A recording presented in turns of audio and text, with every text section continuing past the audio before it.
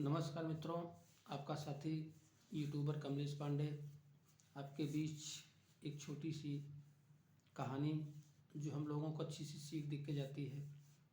समर्पण की भावना और आवश्यकता हो तो सब कुछ अच्छा लगता है, आवश्यकता नहीं है तो सब कुछ बेकार है। मैं कहानी एक छोटी सी एक राजा का सुना रहा हूँ। राजा न्यायप्रिय शासक और प्रजा के हितों के बारे में हमेशा सोचने वाला राजा था। राजा के साथ साथ वो एक भक्त भी था। भगवान विष्णु का घोर तपस्या किया, पूजा पाठ करता। ऐसे ही उसके जीवन चर्या बीतता रहा। एक दिन भगवान विष्णु प्रकट हुए, बोले, राजन आप कुछ हमसे मांग लीजिए, आपकी भक्ति से मैं खुश हूँ। राजा सोचा विचारा कि प्रभु ने मुझे सब कुछ दिया है, प्रभु मुझे अकेले दर्शन दे रहे हैं, अगर कहीं हमारे प्रजा को भी ये दर्शन दे दें तो शायद बहुत बेहतर होगा, अच्छा होगा, सभी लोग प्रभु का दर्शन कर लेंगे। राजा के मन में यह भाव रही। प्रभु ने कहा, नहीं राजन, सिर्फ आप अपने दर्शन के लिए बोलिए, हम आपको दर्शन दिए हैं, मांगिए।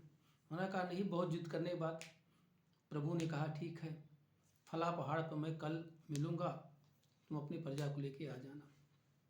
राजा बड़ा खुशी हुआ, सवेर हुआ, उत्साहित था और ढिढोरा पिटवा दिया चारों तरफ कि प्रभु विष्णु आज हम लोगों को दर्शन देंगे, हमारे साथ आप लोग चलें। जनता चली, लेकिन प्रभु की माया अजीब सी होती है, होता वही है जो प्रभु जाते हैं। जैसे राजा के साथ उसकी प्रजा चली, कुछ दूर बाद उसे पीतल का पहाड़ दिखा। जनता वहाँ पीतल बटोरने में लगने लगी।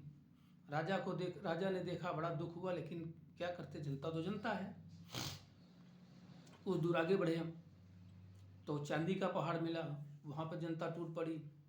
कुछ दूर और बढ़े तो फिर सोने का पहाड़ मिला, तो वहाँ जनता टूट गई।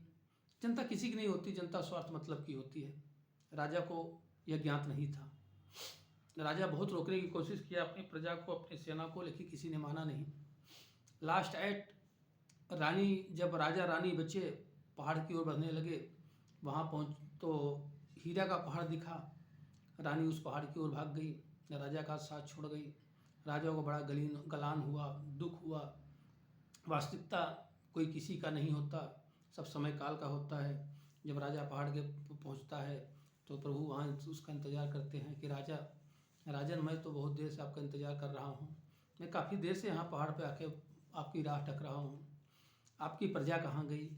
आपने तो मने वरदान आपको कहा था लेने के लिए, लेकिन आपने नहीं, सारी जनता के लिए आपने अपने प्रजा के लिए मांगा था।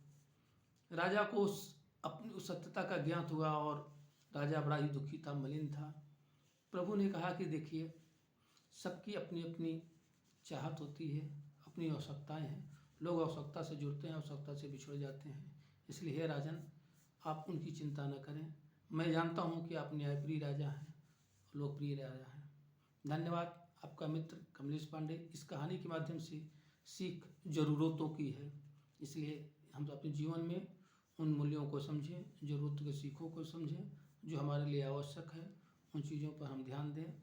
सत्यम शिवम सुंदरम की तरह लाइफ जिए। लिविंग अ पार्ट, जीवन एक कला है। आपका मित्र कमलेश पांडे। जय हिंद, जय भारत।